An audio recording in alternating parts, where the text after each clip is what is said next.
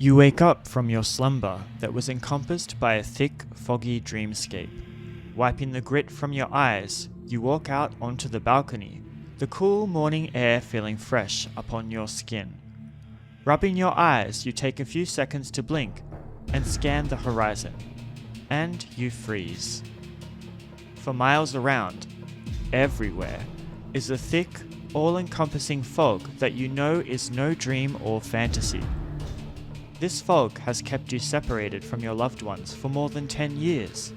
The last time you saw your child, they were a wee babe. Would they even recognize you now?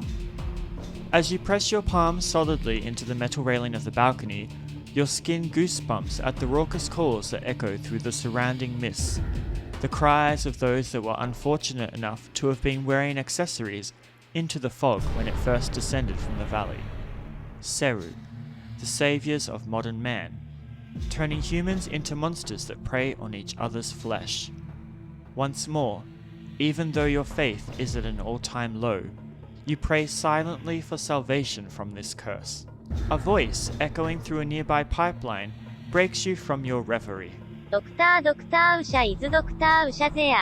Hope. JRPGs are often part and parcel with themes of despair and destruction, as they tend to be more evocative than those with stories of peace. Many games take you on a journey from the Golden Ages through to decline, but ultimately prevent mass catastrophe. What happens then when you start a game that is already devastated by a calamity?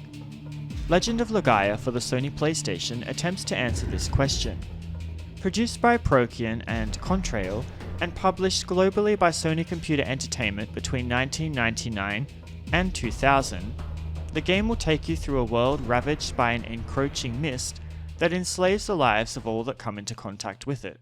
We begin the game in the humble walled village of Rim Elm, where we inhabit the shoes of Vahn, a young man who will soon become a hunter, with permission to leave the confines of the wall and venture out into the wilds beyond. His village has been in this state for the last 10 years or so due to a mist that blew in from the north, shrouding everything in darkness and causing creatures known as Ra-Seru to go berserk. Ra-Seru are divine beings that, when equipped as tools, can aid humans with everyday tasks, though when worn into the mist they transform those bearing them into mindless monsters. On the eve of Vahn's coming of age, a part of the wall surrounding Rim Elm is destroyed, permitting crazed Ra-Seru to enter and start killing the villagers.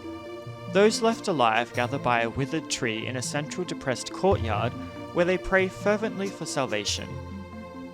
Their prayers are answered in the form of a Ra-Seru, impervious to the influence of the mist, who bonds with Vahn, breathing life into the withered tree and destroying all surrounding Ra-Seru by bathing them in a holy light. Known as a Genesis tree, these ancient oaks have the power to absorb and disperse the mist. With the solution to the problem plaguing the world, Vahn then sets out to find other Genesis trees to revive them and restore life to the world.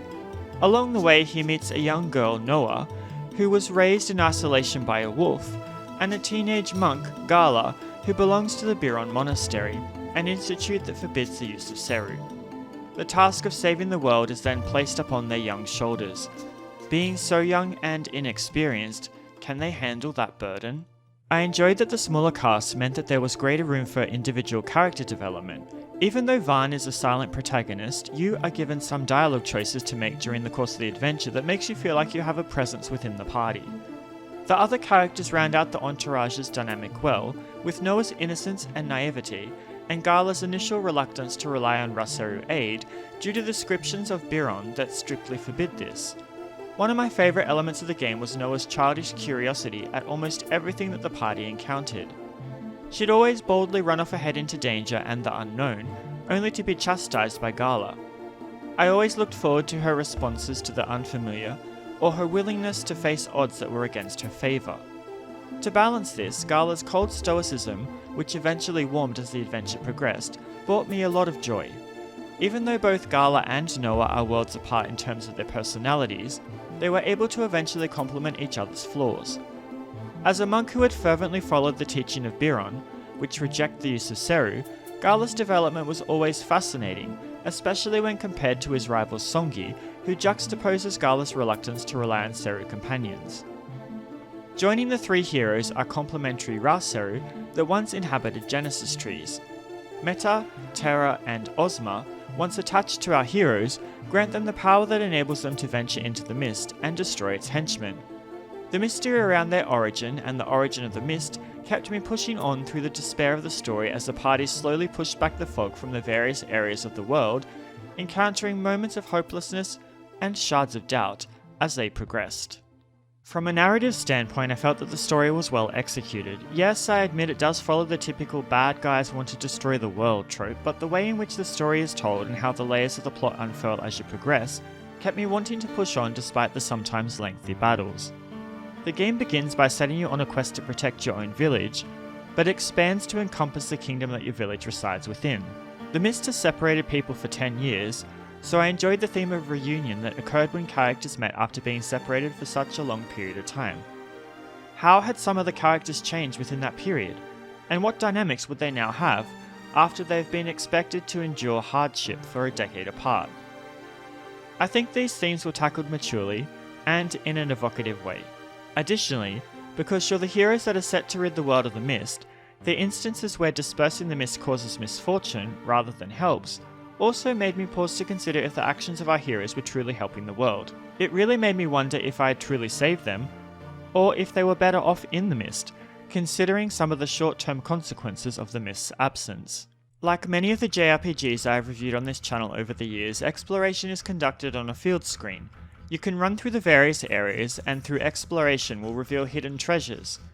At the end of the game, you will get to see a results screen which outlines how many of these treasures you managed to find, so it is worth exploring everywhere. There were never any points in the narrative where I didn't know where to go next, as the game was pretty good at gently guiding me in the right direction. If I was ever stuck, a thorough pan through the present location, talking to everyone, would usually give me the solution I needed. When in hostile territory, you may find that the areas are very corridor-like without much deviation. As I was playing, I was reminded of the complaints that many people made against Final Fantasy XIII for this very thing. It's not something that really bothers me, but it's worth taking into account if you do plan to play Legend of Legaia. As you wander through the deep, mist-covered areas, you will be drawn into random battles. I found that the encounter rate was forgiving, which was fortunate as the battles themselves can last a long time. Battles are where the game really differs from its contemporaries. Rather than a typical turn-based battle system where you issue standard attack commands to your characters, commands are issued in a style similar to a fighting game. You can choose from up, down, left and right, and string together your attacks on a character's spirit bar, which then when executed may enable powerful combos called arts. Arts use AP, which is gained by either being attacked by the enemy or using the spirit command. Now, I want to advise you right now to make liberal use of spirit. Not only does it give back AP and extend a character's spirit bar temporarily, but it also cuts the amount of damage that a character will take for that turn. If you use this strategically, super moves from enemies that would usually kill a character in one hit will do a fraction of the damage. You do have to be careful not to let a character die too, as enemies hit hard, and it's both difficult and expensive to get a downed character back up. Our heroes, equipped with Ra-Seru, have the ability to absorb a Seru enemy when it is killed by a physical attack, which in turn makes it a magic spell, akin to a summon from the Final Fantasy series. Most of these, barring the healing ones, and Kamaro, are useless because their status debuffs don't tend to affect most of the bosses, and they cost way too much MP to cast, a resource that isn't easily replenished. As you use them, they do level up to a maximum of level 9, so if you put time into them, maybe they can be useful, but it would have taken such an expenditure of MP resource that I ultimately didn't feel like it was worth putting time into leveling up any, besides the ones that I liked. Though I did enjoy the designs of the various Seru that were encountered, and loved seeing how their spells would be executed when cast. On the note of Seru, some of the half-decayed or dead enemies that you encounter within the mist will be wearing them, which reflected the nature of the narrative and was great for environmental immersion. Partway into the game, you'll encounter the city of Sol, a large towering structure that houses the remnants of that country's civilization toward the upper levels.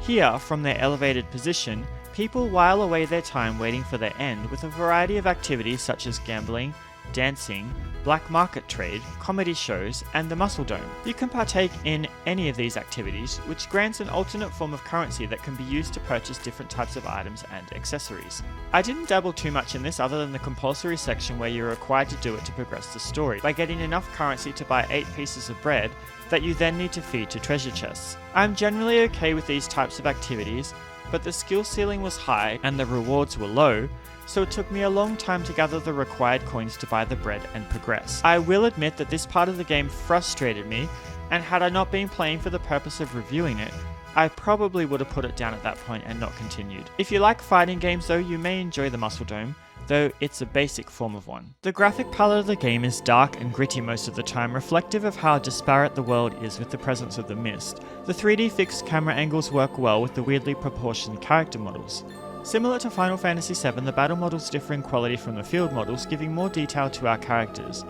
What I really enjoyed about Legend of Legaia though, was that every piece of equipment that a character could wear, barring accessories, displayed on the characters within the battle screens. I really enjoyed this as it showed progress.